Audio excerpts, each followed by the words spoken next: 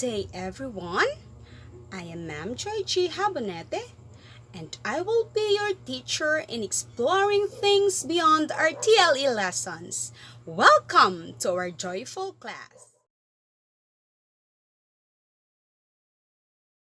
Dear God, we thank you, Lord, for all your goodness and faithfulness in our lives. Thank you for the safety and protection every day and for your love. We commit everything to you, our lessons, and may you give us good health, knowledge, and wisdom to understand and ponder our lessons for this day. Forgive us in all our sins and grant us more blessings in life every day. This we ask and pray in Jesus' name. Amen. Our memory verse of this week taken from the book of Jeremiah, chapter 29, verse 11. It says that, "For I know the plans I have for you, declares the Lord. Plans to prosper you and not to harm you. Plans to give you hope and a future." So this verse, class, this is a promise of God to each and every one of us.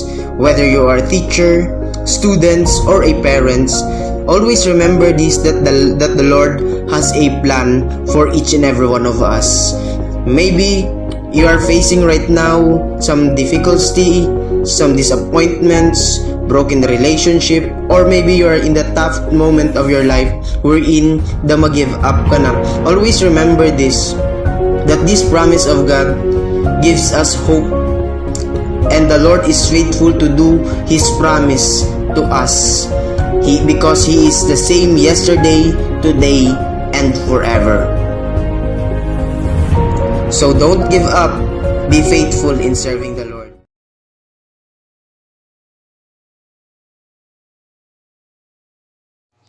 Dear God, thank you for all the learnings from our lessons for today. May we complete our test with love and dedication to do all our weekly tests and guide us in doing all of these activities. Be with us and protect us every day, especially keep us safe from this pandemic so that we could actively do all our lessons. Grant us all with your blessings and forgive us in all our sins. This we ask and pray in Jesus' name. Amen. Welcome once again to our class. Let us learn our new lesson for this day. So in this day, we will be learning about the types and the uses of tools, farm implements, and simple equipment. But before that, let us first define the word hand tools. Do you know what is the meaning of hand tools? Okay. Tools or hand tools are usually light and are used without the help of animals or machines. That is why it is called hand tools from its own word and meaning hand.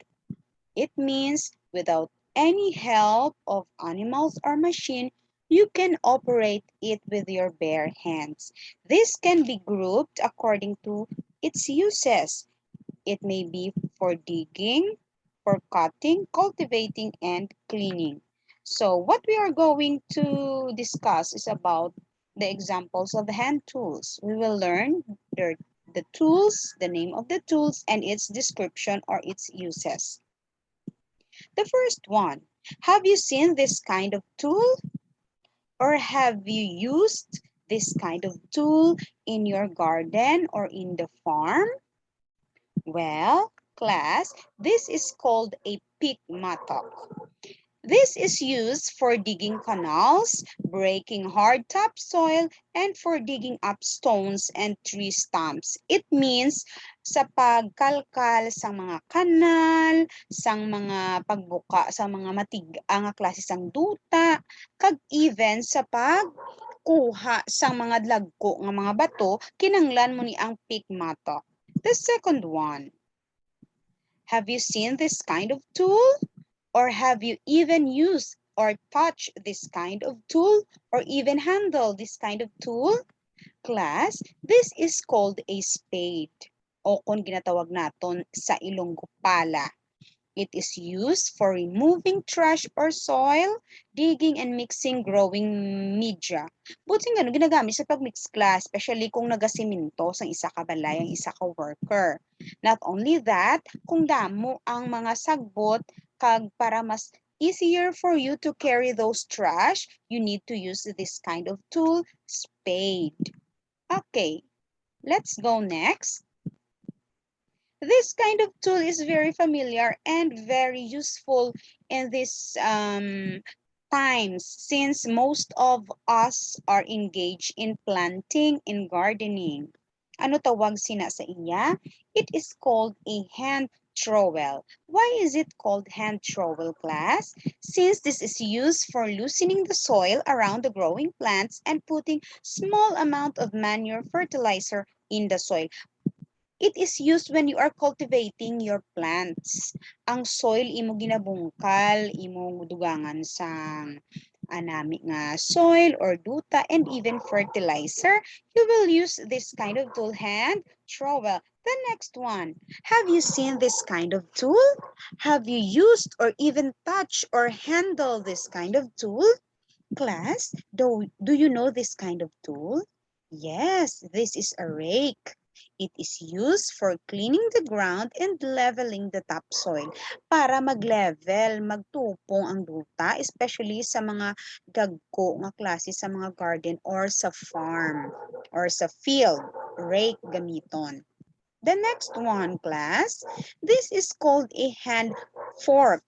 Buot sing ganon, handy lang siya ha, kaya sang kamot nga igamiton or i-operate. It is used for inter-row cultivation. Same lang sila sang hand trowel, but this time, daw ano siya, daw tinidor siya nga mas mapulverize mo ang soil. The next one is we have here the light hoe. I have seen maybe this kind of tool, but I haven't used this kind of tool or even handle. This is used for loosening and digging out furrows for planting. Ina ba lang magbuho ka bala para sa pag tanom mo sang imo nga i-transfer nga seedlings na amo na siya ang tawag. That is light hoe. The next one is the spading fork.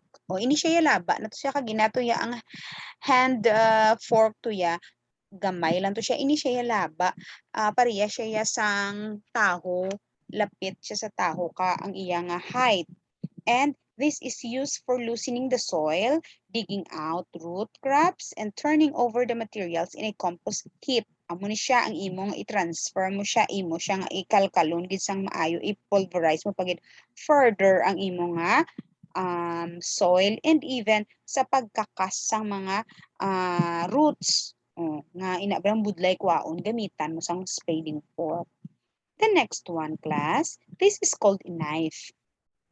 Siyempre, ang inisya nga klase sang sundang, gamiton mo siya when you are cutting planting materials and for performing other operations in horticulture.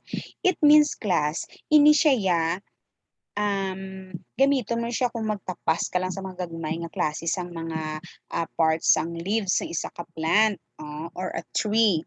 Since you are going to have your own garden at home, even in just a small space at your backyard or in some part of your house or home, you need to use this specific and appropriate tools which are very handy. No need to ask for someone to help you and even it is very easy for you to do this such operations. The knife.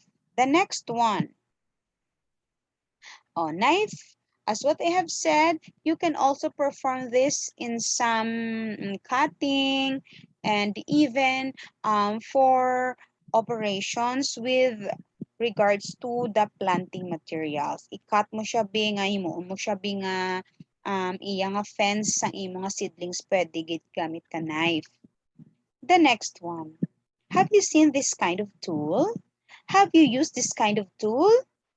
Well, class, this is called a pruning shears. It is for cutting branches of materials and unnecessary branches of plants. Ina ba lang mga laya na mga patay na nga parts ng plant gamit ka pruning shears. But most of us, since nga wala kita sang sini nga klase sang material or hand tool, most of us are just using scissors, di ba la?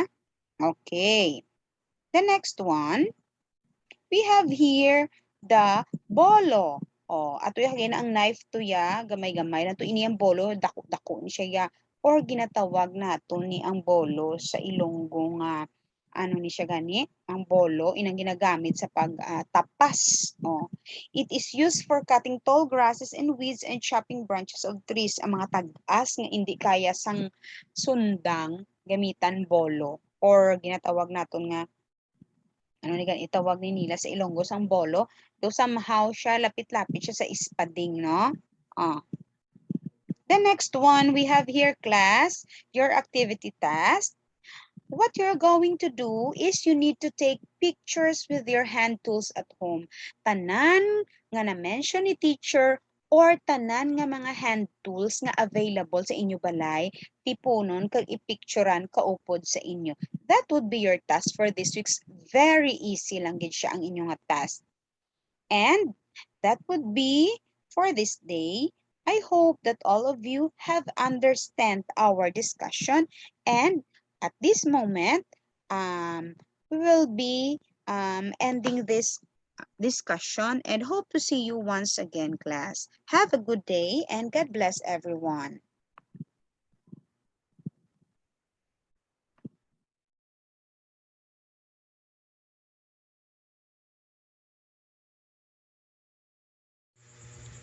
Dear God, thank you for all the learnings from our lessons for today. May we commit our tasks with love and dedication to do all our weekly tasks and guide us in doing all of these things. Be with us and protect us every day, especially keep us all safe from this pandemic so that we could be able to do all our weekly tasks. Grant us all with your blessings and forgive us in all our sins. This we ask and pray in Jesus' name.